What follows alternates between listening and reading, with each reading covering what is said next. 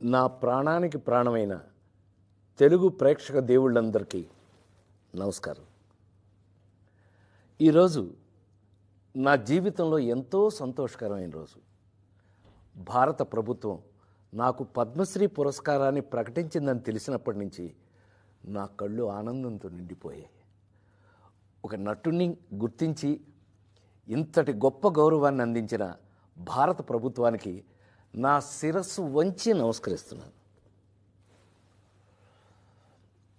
అలాగే నా పేరుని ఈ పురస్కారానికి సిఫార్సు చేసిన ఆంధ్రప్రదేశ్ ప్రభుత్వానికి, పెద్దలందరికీ నా ప్రత్యేక కృతజ్ఞతలు.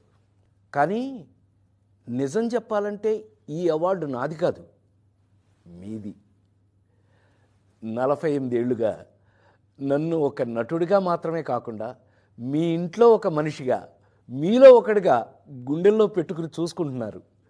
నేను నవ్వించినా ఏడిపించినా మా రాజేంద్ర ప్రసాద్ అని మీరు చూపించిన ఆప్యాయత నాకు దక్కిన నిజమైన అదృష్టం.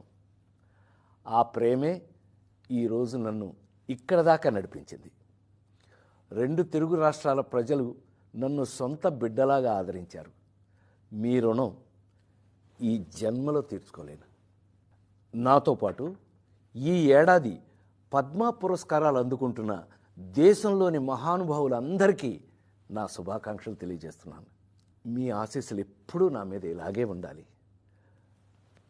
బ్రతికున్నంత వరకు సర్వదా మీ రాజేంద్ర ప్రసాద్.